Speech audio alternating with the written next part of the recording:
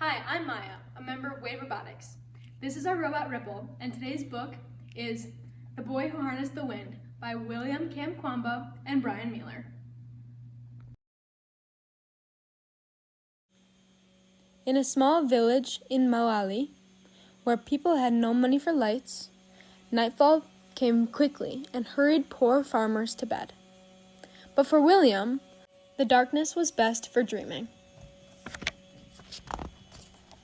He dreamed of building things and taking them apart, like the trucks with bottle cap wheels parked under his bed, and pieces of radios that he'd crank open and wonder, if I can hear the music, then where is the band? His grandpa's tales of magic also whispered in the pitch black of his room. Witch planes passed through the window while ghost dancers twirled around the room, as if 100 men were inside their bodies. At dawn in the fields, William scanned the maze rows for magical beings, then wondered, as a truck rumbled past, how does its engine make it go? "Pay attention where you throw that hoe," his father shouted. "You'll cut off your foot." For all its power over dancers and flying things, magic could not bring the rain. Without water, the sun rose angry each morning and scorched the fields, turning the maize into dust. Without food, Malawi began to starve.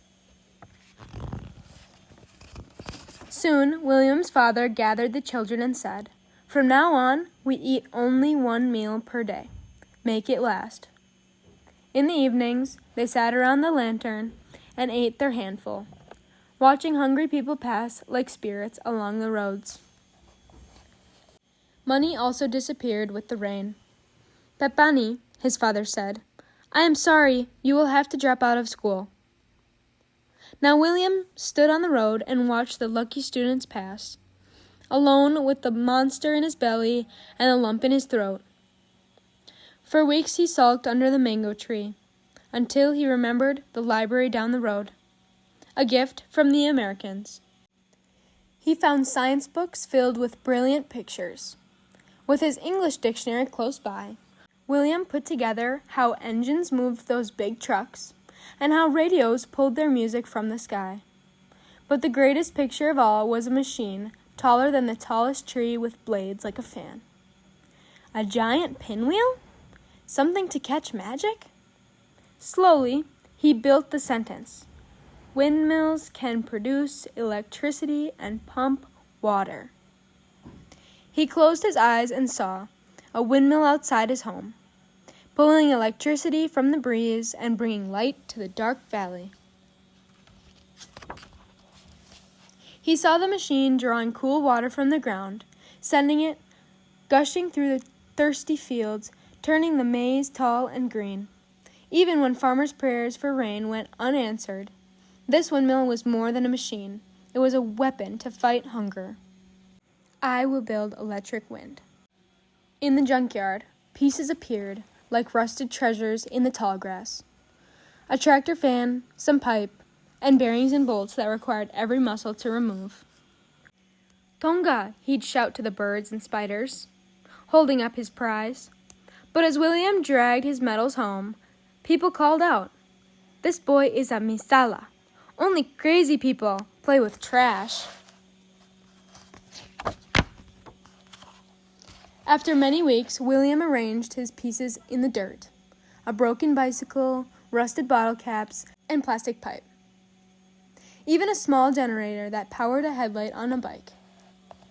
For 3 days, he bolted, banged, and tinkered, while chickens squawked and dogs barked, and neighbors shook their heads, saying, "What's Misala doing now?"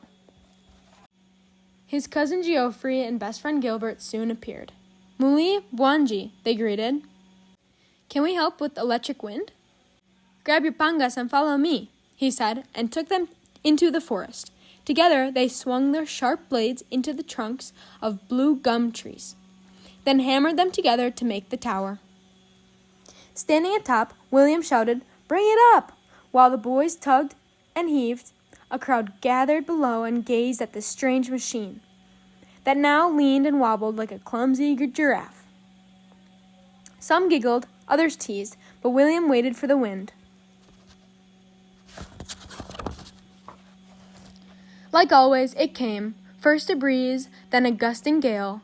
The tower swayed and the blades spun around. With sore hands, once slowed by hunger and darkness, William connected wires to a small bulb, which flickered at first, then surged as bright as the sun. "Tonga!" he shouted. "I have made electric wind!" "Wachita bueno!" a man yelled. "Well done!" As the doubters clapped and cheered, William knew he had just begun. Light could not fill empty bellies, but another windmill could soak the dry ground, creating food where once there was none. Electric wind can feed my country, William thought. And that was the strongest magic of all.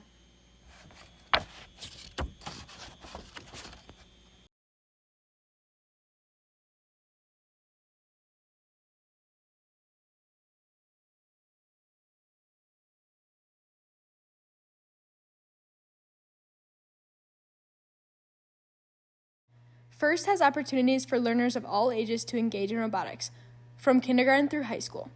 For more information, visit firstinspires.org. Thanks for joining us on Reading with Robots.